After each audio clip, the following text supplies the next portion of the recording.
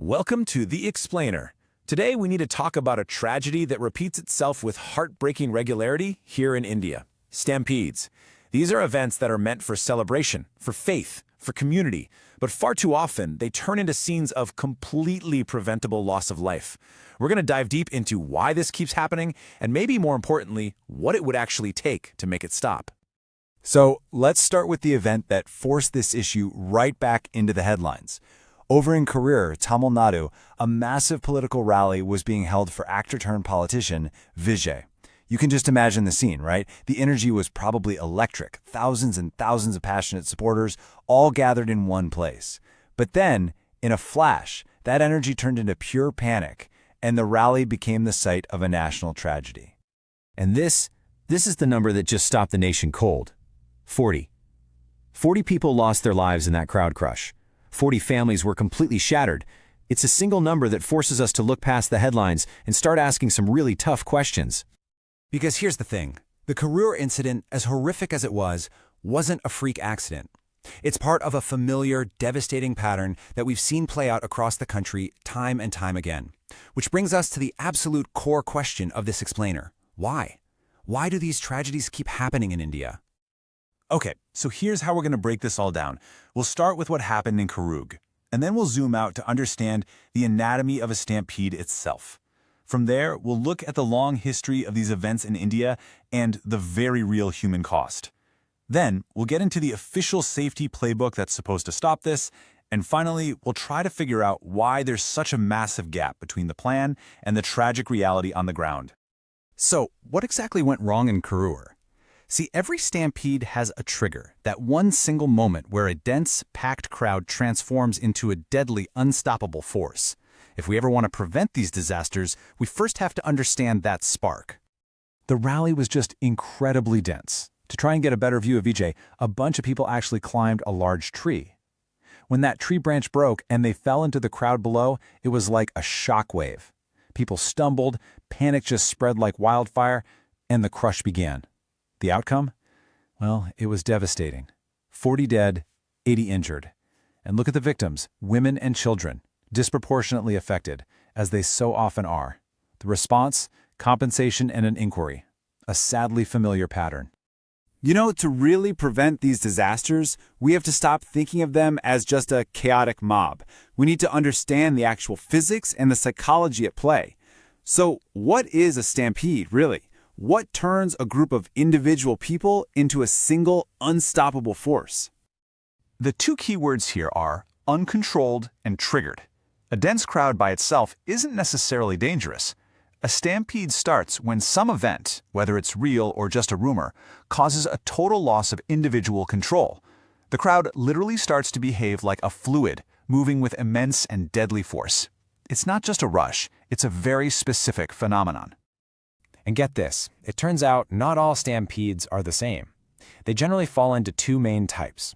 You've got your unidirectional stampede, which is kind of like a domino effect. Imagine a crowd moving down a narrow alley and the exit suddenly gets blocked. The pressure just builds and builds from behind. Then there's the turbulent stampede, which is way more chaotic. That's when you have pressure coming from multiple directions at once as different groups collide in a panic. Knowing which type is more likely is key to designing safer spaces. It's almost never one single thing that leads to a tragedy like this. It's a deadly combination, a real perfect storm. First, you've got the base condition, extreme overcrowding. Then you layer on top of that poor management, no barriers, no clear exits. Then comes the psychological spark, a rumor, a sudden fall. And to top it all off, a lack of communication tools like a public address system means there's no way to calm people down or guide them to safety. And look, this is not a new problem. The tragedy in Karur, as shocking as it was, is not an anomaly. It's really just the latest heartbreaking chapter in a long, devastating history of stampedes right across India. I want you to just let this number sink in for a moment. Over 3,000. That's how many people have officially been recorded as dying in stampedes in India between 1996 and 2022. And that's from nearly 4,000 separate incidents.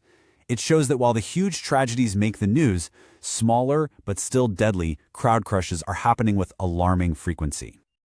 This timeline is just a snapshot, but you can see the themes are just disturbingly familiar.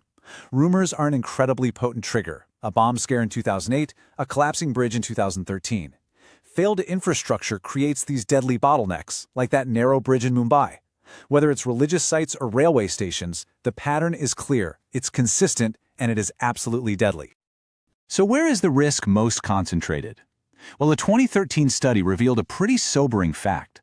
A staggering 79% of stampedes in India happen at religious gatherings.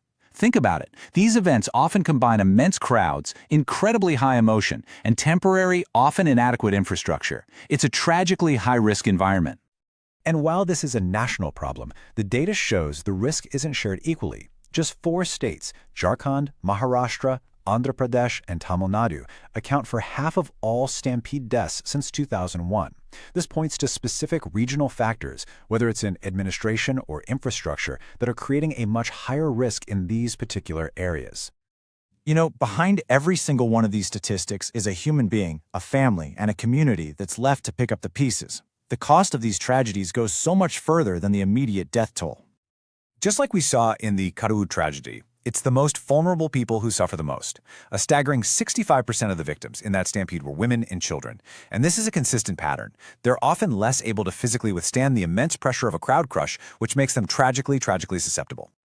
Now, this is a really critical point that most people get wrong. We have this image of people being trampled underfoot. And while that can happen, the vast majority of deaths are actually from something called compressive asphyxiation. The pressure from the crowd on the outside of your body becomes so immense that you literally can't expand your chest to breathe. People suffocate, often while they're still standing upright, just pinned in the crush. And the impact just ripples outwards, long after the crowds are gone. Survivors are left with deep psychological trauma, families can be plunged into poverty if they lose their main breadwinner, and with every single tragedy, public trust in the authorities just erodes a little bit more. Eventually, this fear starts to discourage people from even participating in the very cultural and religious events that are meant to bind communities together. So, given how often these tragedies happen, you have to be asking yourself, isn't there a plan to prevent them? And the answer is yes. A very detailed, very comprehensive plan absolutely exists. It was developed by the National Disaster Management Authority, or the NDMA. The official NDMA framework is a proactive 3-stage plan. Before an event, it's all about prevention. Estimating crowd size, making sure the venue is safe, planning how people will move. During the event, it's about response, using things like CCTV and PA systems to manage the crowd in real time. And after, it outlines recovery, everything from aid to psychological support for survivors. On paper, the guidelines are fantastic. They're clear, they're comprehensive. So, this is the central paradox, right? If these excellent guidelines already exist on paper, why do these tragedies keep happening over and over again? This section is all about exploring that massive gap between the plan and the reality. One of the biggest challenges is that a one-size-fits-all approach to managing crowds just doesn't work. The dynamics of a religious crowd, which is driven by faith and high emotion, are completely different from a political rally or a big sporting event. Each one has its own unique risks. For example, religious sites often struggle with that extreme overcrowding, while political rallies have to manage those sudden rushes toward a leader. Safety plans have to be tailored to the specific crowd and the specific venue. So ultimately, preventing these tragedies, it's not a question of knowledge. We know what causes them. We have detailed national guidelines on how to stop them.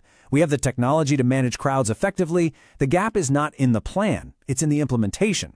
It all comes down to consistently enforcing the safety protocols we already have, investing in safe infrastructure, and showing the political and administrative will to prioritize human life over complacency. To dig deeper into this topic, please visit our website, where you'll find detailed notes and a mind map for a quick revision. The link is right there in the description below. Thank you for joining us.